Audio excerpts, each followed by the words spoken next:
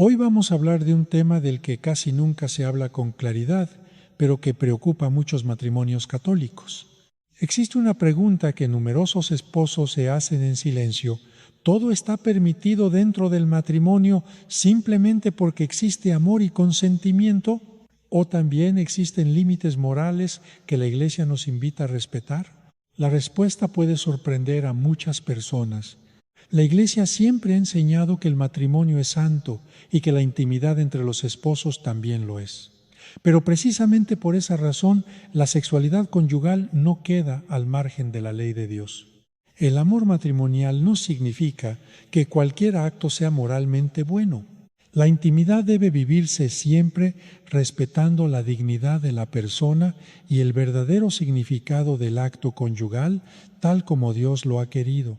A lo largo de la historia, grandes teólogos como Santo Tomás de Aquino reflexionaron profundamente sobre este tema, explicando que existen conductas que contradicen el orden natural querido por Dios, incluso cuando ocurren entre un esposo y una esposa legítimamente casados. Por eso, en esta reflexión no vamos a alimentar el miedo ni a juzgar la conciencia de nadie. Tampoco vamos a señalar matrimonios. Lo que queremos hacer es conocer con fidelidad lo que enseña la Iglesia para vivir el matrimonio con una conciencia bien formada y con un amor que realmente conduzca a la santidad. Quizá muchas personas han actuado durante años de determinada manera simplemente porque nunca recibieron una formación clara sobre este tema. Si ese ha sido tu caso, no te desanimes. Dios nunca deja de ofrecer su misericordia a quien busca sinceramente la verdad. Quédate hasta el final, porque veremos qué enseña realmente la moral católica sobre la intimidad matrimonial, qué dice la tradición de la Iglesia y cómo vivir el amor conyugal de una manera que honre a Dios y fortalezca el sacramento del matrimonio. Ella cedió por miedo a perderlo, por miedo a que él buscara satisfacción en otro lugar, y durante años cargó una sensación de suciedad espiritual que no sabía cómo explicar, porque nadie le había enseñado que existían límites, incluso dentro del sacramento del matrimonio. Recuerdo también el caso de un hombre joven recién casado que llegó angustiado porque su esposa, presionada por conversaciones con amigas que le decían que en el matrimonio no hay tabúes, le pedía prácticas que él mismo sentía que violaban algo sagrado, pero no sabía cómo explicarle su incomodidad sin que ella pensara que él la estaba juzgando o rechazando. Ese joven no sabía hasta que habló conmigo que la Iglesia sí tiene una enseñanza clara sobre estos límites y que su incomodidad de conciencia no era anticuada ni exagerada, sino una voz interior correctamente formada que estaba tratando de protegerlo. Y recuerdo el caso de un matrimonio, ambos ya mayores, con más de 30 años de casados, que llegaron juntos a pedirme consejo porque después de escuchar una prédica sobre la santidad del cuerpo, se dieron cuenta con horror de que durante años habían normalizado en su intimidad prácticas que la tradición moral de la Iglesia siempre había considerado gravemente pecaminosas. Vinieron con el corazón roto, no porque yo los condenara, sino porque ellos mismos, al conocer la verdad, sintieron el peso de lo que habían vivido sin saberlo. Y quiero contarles una historia más, hermanos, la de una pareja de recién casados que llegó a mí en su primer año de matrimonio, todavía en lo que ustedes llamarían luna de miel, pero ya cargando una confusión profunda. El esposo, criado en un hogar donde nunca se habló abiertamente de sexualidad, había aprendido casi todo lo que sabía sobre intimidad a través de contenido pornográfico durante su adolescencia y juventud. Al casarse sin mala intención consciente, trasladó a su matrimonio expectativas y prácticas que había normalizado años atrás frente a una pantalla. Su joven esposa, queriendo complacerlo y temiendo que él se sintiera insatisfecho, accedía sin decir lo que verdaderamente sentía. Cuando finalmente en confesión ella se atrevió a hablar con honestidad, descubrimos juntos que ninguno de los dos había recibido jamás una formación clara sobre el verdadero diseño de Dios para la intimidad conyugal. No eran malas personas, hermanos. Eran dos jóvenes católicos que simplemente nunca habían escuchado esta enseñanza porque nadie se las había explicado antes del matrimonio. 4 historias distintas, hermanos, 4 matrimonios distintos, pero un mismo problema de fondo: la falta de enseñanza clara sobre lo que la Iglesia realmente considera santo y lo que considera pecaminoso dentro de la intimidad matrimonial. Y esto, hermanos, nos lleva directamente al corazón de lo que quiero explicarles hoy.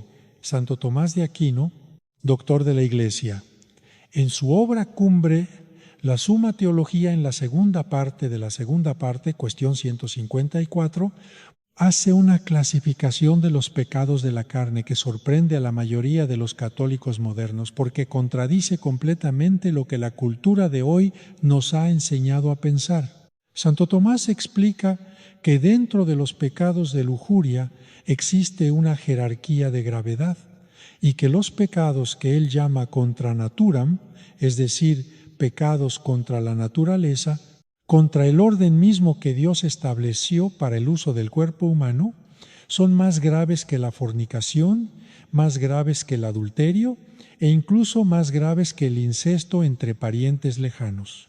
¿Por qué, hermanos? Escúchenme con atención, porque esto es fundamental para entender todo lo demás.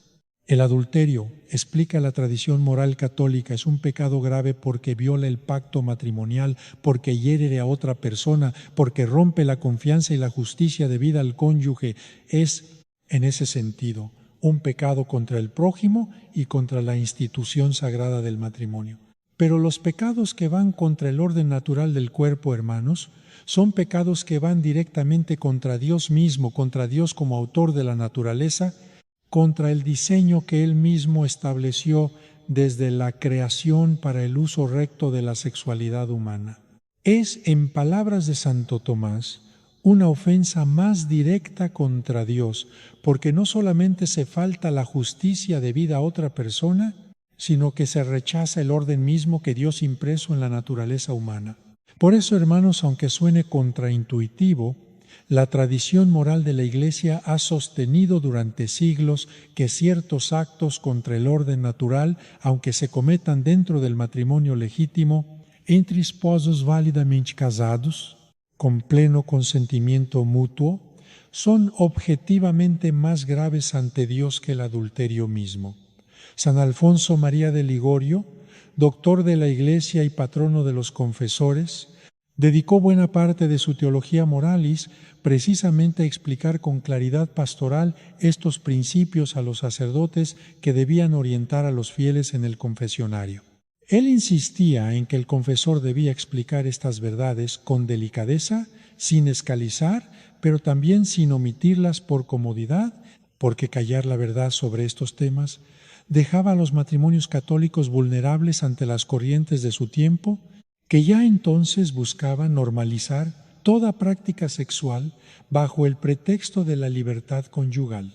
Lo que San Alfonso enseñaba hace más de 2 siglos, hermanos, resuena hoy con una vigencia asombrosa en una época donde la industria del entretenimiento y la pornografía han normalizado, a una escala jamás vista en la historia, prácticas que la sabiduría moral católica siempre reconoció como contrarias al orden natural.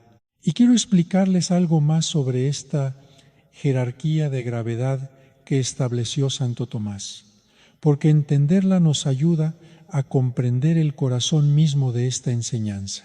Santo Tomás distinguía entre pecados que él llamaba secund, es decir, pecados que atentan contra el modo recto del acto en sí mismo sin cambiar su naturaleza, como la fornicación entre solteros o el adulterio entre casados con un tercero, y pecados contra naturam, que cambian la naturaleza misma del acto, apartándolo por completo del fin para el cual Dios lo diseñó.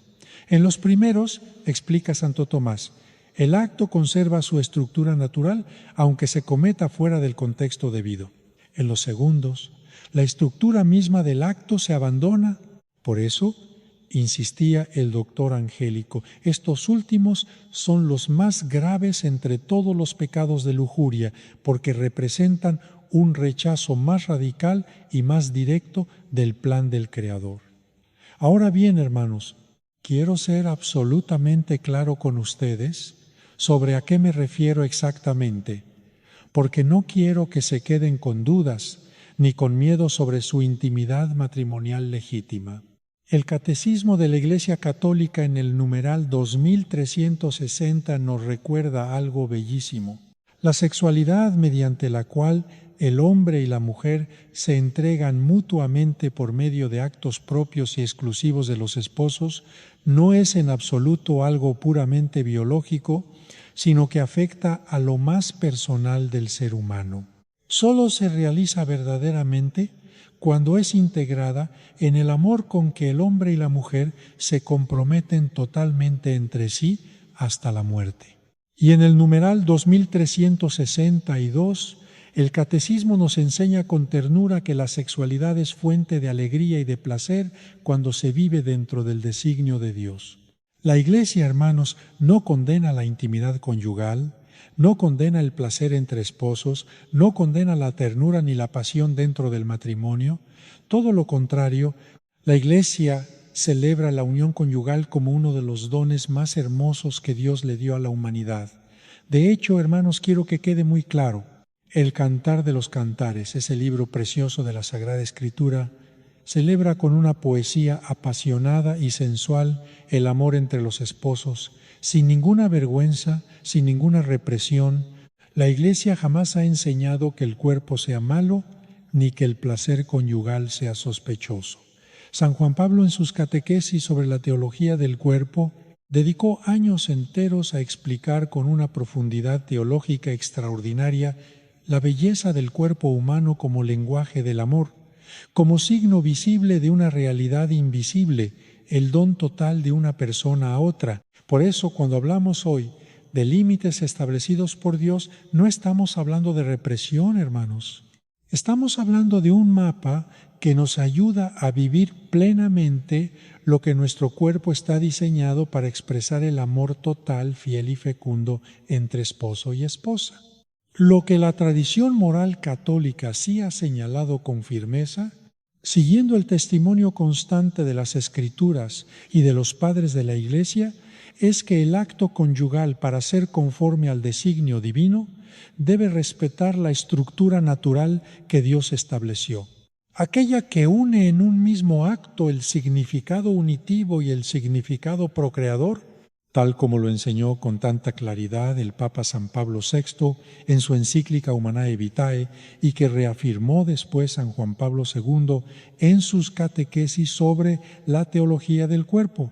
Cuando los esposos, por presión cultural, por influencia de la pornografía o simplemente por ignorancia de la enseñanza moral católica, sustituyen el acto conyugal natural por prácticas que separan intencionalmente la intimidad de ese diseño original, específicamente aquellas que buscan el placer a través de partes del cuerpo que Dios no destinó para la unión conyugal, la moral católica tradicional, siguiendo a San Alfonso María de Ligorio, patrono de los confesores y moralistas, ha enseñado que ahí se comete un pecado grave contra la castidad conyugal, un pecado que precisamente por ir contra el orden natural mismo reviste una gravedad especial. Quiero detenerme aquí, hermanos, porque sé que esto puede sonar duro e incluso confuso para quienes nunca habían escuchado esta enseñanza. Y por eso quiero explicarles el porqué detrás de esta doctrina, no solo el qué. Dios, cuando diseñó el cuerpo humano, no lo hizo al azar. Hermanos, cada parte del cuerpo tiene un propósito, una finalidad querida por el Creador. El acto conyugal fue diseñado por Dios con una estructura específica que permite al mismo tiempo la unión íntima de los esposos y la posibilidad de la vida nueva. Cuando esa estructura se abandona deliberadamente por prácticas que excluyen intencionalmente ese diseño, no se trata simplemente de una preferencia sexual sin consecuencias, sino de una decisión, según la tradición moral católica, se aparta del orden que Dios mismo trazó para la sexualidad humana. Y precisamente por tratarse de un rechazo del diseño divino mismo y no solamente de una falta contra el cónyuge, es que la teología moral clásica lo cataloga con una gravedad tan particular. San Pablo en su primera carta a los Corintios capítulo 6 versículo 20 nos recuerda: habéis sido comprados por gran precio, glorificad pues a Dios en vuestro cuerpo. Nuestro cuerpo, hermanos, no nos pertenece completamente a nosotros mismos para usarlo como queramos, ni siquiera dentro del matrimonio. Nuestro cuerpo le pertenece a Dios y su uso, incluso en la intimidad más privada del hogar conyugal, está llamado a glorificar a Dios, a respetar el diseño que Él trazó con amor y sabiduría infinitos. Y quiero que noten algo, hermanos. Unos versículos antes, en ese mismo capítulo, San Pablo había escrito algo que muchos citan sin entender del todo su contexto. Todo me es lícito, pero no todo conviene. Esta frase, hermanos, se ha usado muchas veces, incluso dentro de matrimonios católicos, para justificar prácticas que en realidad San Pablo jamás habría aprobado. El apóstol no estaba diciendo que cualquier cosa esté permitida siempre que exista libertad de elegirla. Estaba enseñando exactamente lo contrario, que aunque técnicamente algo pudiera parecer permitido, la verdadera libertad cristiana consiste en elegir siempre lo que edifica, lo que glorifica a Dios, lo que respeta el diseño de nuestro cuerpo como templo del Espíritu Santo. Esa es la libertad verdadera, hermanos. No la libertad de hacer cualquier cosa, sino la libertad de elegir siempre el bien. Ahora, hermanos, quiero contarles algo más sobre por qué esta enseñanza, aunque antigua, sigue siendo tan urgente hoy. Vivimos en una cultura que ha normalizado casi cualquier práctica sexual bajo el argumento del consentimiento mutuo. Se nos dice una y otra vez que si dos adultos están de acuerdo, si están casados, si nadie sale lastimado directamente, entonces todo está permitido. Pero esta lógica, hermanos, aunque suena razonable desde la perspectiva puramente humana, ignora completamente que existe un tercero en toda relación conyugal católica, Dios mismo, que instituyó el matrimonio y que estableció el propósito del acto conyugal. El consentimiento mutuo entre esposos, por más sincero que sea, no tiene el poder de cambiar el orden natural que Dios estableció. Ningún acuerdo humano puede reescribir el diseño divino. La industria pornográfica, hermanos, ha jugado un papel devastador en la normalización de estas prácticas dentro de matrimonios que se consideran a sí mismos fieles y devotos. Muchos esposos, sin mala intención al principio, comienzan a consumir contenido pornográfico que presenta como normal, incluso como deseable, prácticas que van completamente en contra del diseño natural del cuerpo humano y luego, sin darse cuenta, empiezan a pedirle a su cónyuge que reproduzca en la vida real lo que vieron en una pantalla. Y aquí es donde quiero hacer una advertencia pastoral muy seria. Si su cónyuge alguna vez les ha pedido algo en la intimidad que ustedes sintieron en el fondo de su conciencia que no estaba bien, confíen en esa voz interior, hermanos. Esa incomodidad de conciencia no es represión, no es ignorancia, no es falta de apertura mental. Muchas veces es el Espíritu Santo hablándoles a través de su conciencia bien formada, tratando de protegerlos de algo que efectivamente los aleja de Dios. Pensemos, hermanos, en la magnitud de este problema en nuestros tiempos. Los estudios sobre consumo de contenido pornográfico muestran que millones de personas, incluidos muchísimos católicos practicantes, consumen este tipo de contenido de manera regular, muchas veces desde la adolescencia, mucho antes de recibir cualquier formación seria sobre la sexualidad según el plan de Dios.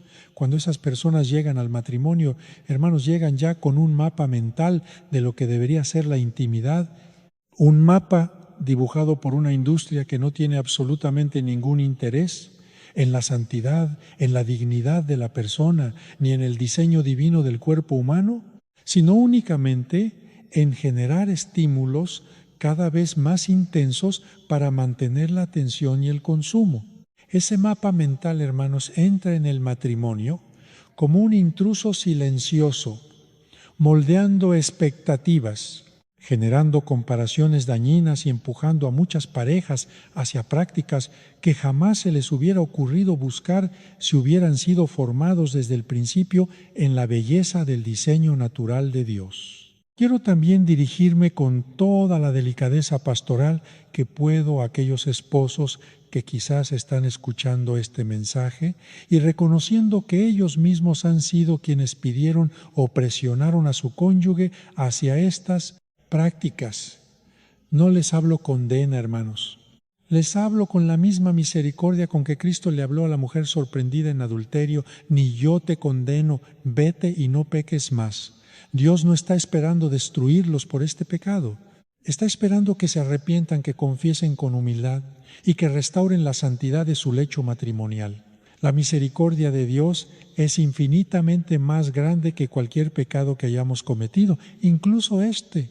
Ahora, hermanos, quiero que hagamos juntos un breve examen de conciencia, no para hundirlos en la culpa, sino para ayudarlos a ver con claridad en qué punto del camino se encuentran. Se los voy a ir diciendo despacio y quiero que en el silencio de su corazón le respondan a Dios con sinceridad. Primera pregunta: ¿he normalizado en mi matrimonio la idea de que todo está permitido en la intimidad conyugal simplemente porque hay consentimiento mutuo, sin considerar el diseño natural que Dios estableció? No respondan deprisa, hermanos. Piensen con calma en las conversaciones que han tenido con su cónyuge sobre este tema. Segunda pregunta: ¿he permitido que el contenido pornográfico defina lo que considero normal o deseable en mi intimidad matrimonial? Reconocerlo aquí en el silencio de su corazón no los condena, es el primer paso hacia la libertad. Tercera pregunta: ¿he ignorado o silenciado una voz de conciencia que me advertía que cierta práctica en mi matrimonio no estaba en paz con Dios? A veces, hermanos, aprendemos a callar esa voz tantas veces que casi dejamos de escucharla. Cuarta pregunta: ¿he presionado a mi cónyuge directa o indirectamente a participar en prácticas que él o ella sentía que no estaban bien, usando el argumento de que somos casados y por lo tanto no hay pecado? Examinen esto con especial honestidad, hermanos, porque a veces la presión no es explícita, sino sutil, hecha de silencios y expectativas no dichas. Quinta pregunta: he evitado hablar de este tema en confesión por vergüenza, dejando sin sanar una herida que llevo cargando en silencio. La vergüenza que sienten frente al confesor, hermanos, es mucho más pequeña que la misericordia que Dios tiene preparada al otro lado de esa reja. Sexta pregunta: ¿entiendo verdaderamente que mi cuerpo, incluso dentro del matrimonio, le pertenece a Dios y está llamado a glorificarlo? Esta pregunta, hermanos, es el fundamento de todas las demás. Séptima pregunta: ¿estoy dispuesto a buscar orientación de un confesor de confianza para restaurar la santidad de mi intimidad matrimonial? ¿O prefiero seguir cargando esto en silencio por miedo o vergüenza? Recuerden lo que hemos hablado hoy. El silencio alimenta la confusión. La confesión sincera trae la libertad.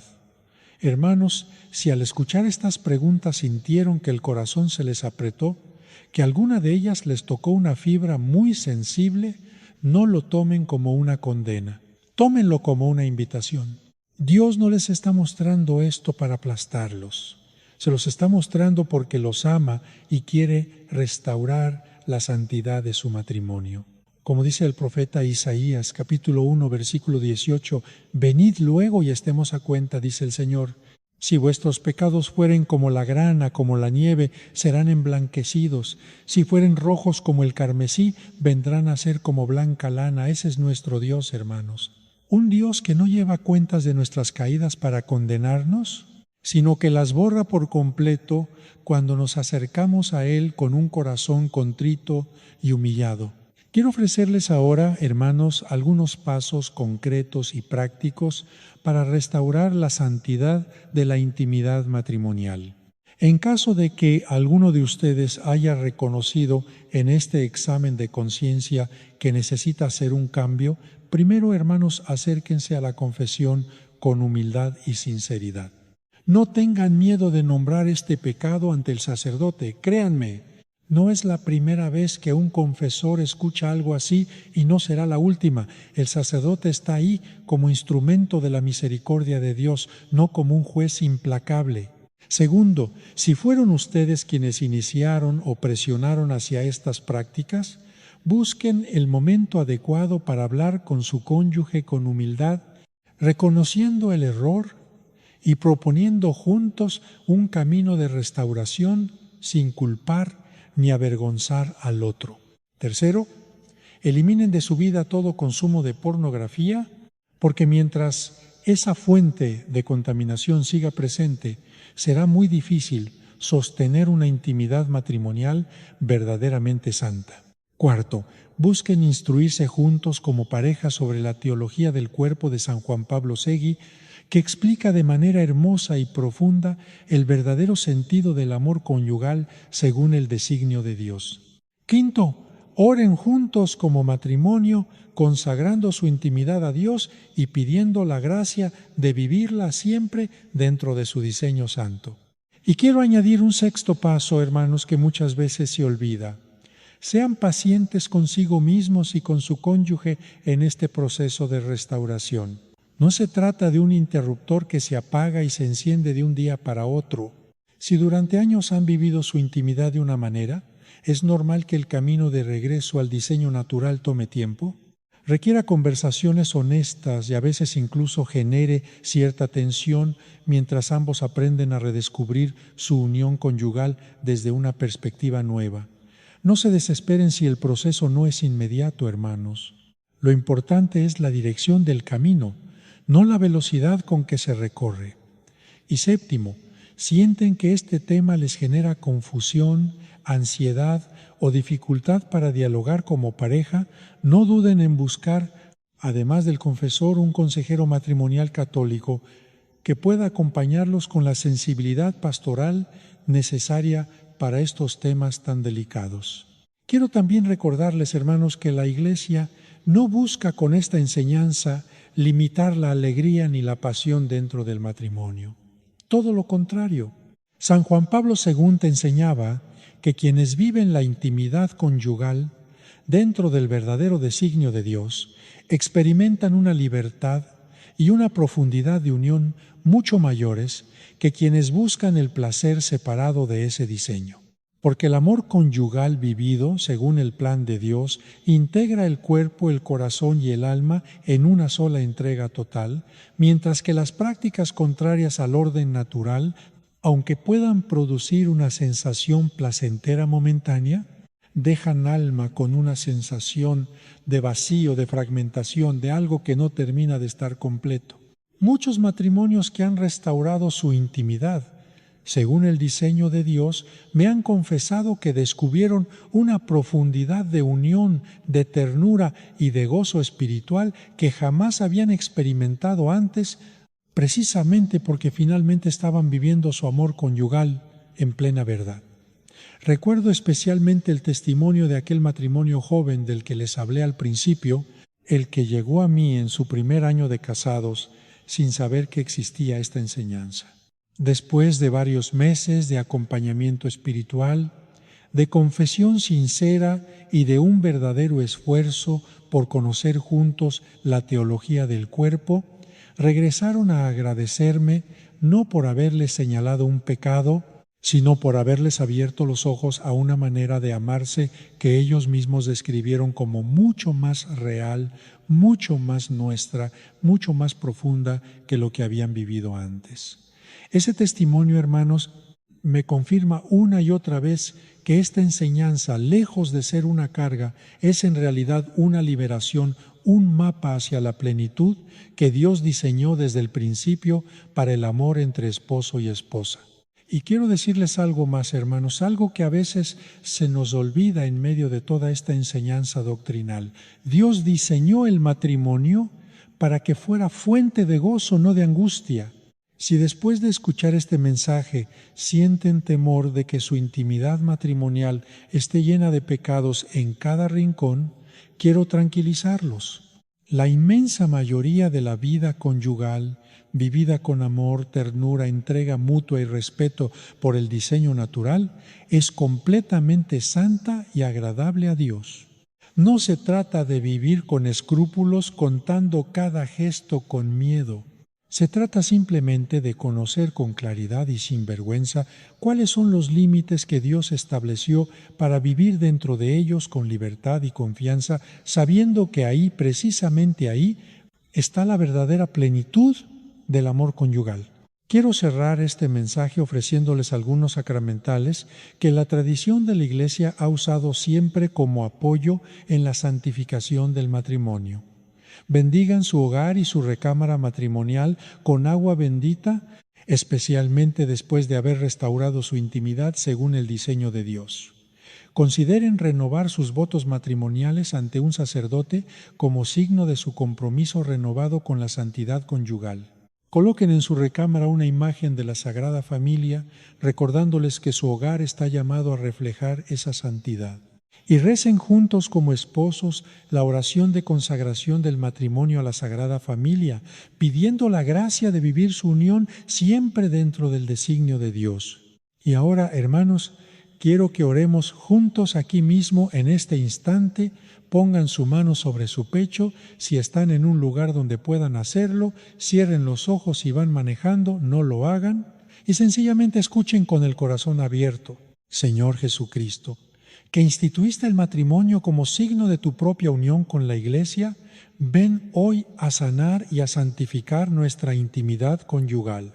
Reconocemos delante de ti que por ignorancia, por presión cultural o por debilidad, quizás hemos vivido nuestra unión de maneras que no honraban plenamente el diseño que tú estableciste. Te pedimos perdón, Señor, y te pedimos la gracia de restaurar la santidad de nuestro lecho matrimonial. Virgen María, Madre Purísima, modelo de entrega total y de pureza de corazón, cubre con tu manto nuestra intimidad matrimonial y ayúdanos a vivirla siempre dentro del amor verdadero que glorifica a Dios.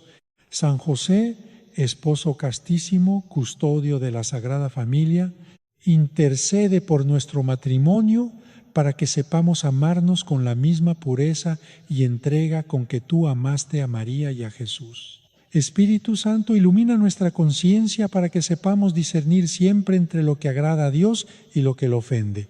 Y danos la valentía de hablar con humildad y amor cuando algo en nuestra intimidad necesite ser corregido.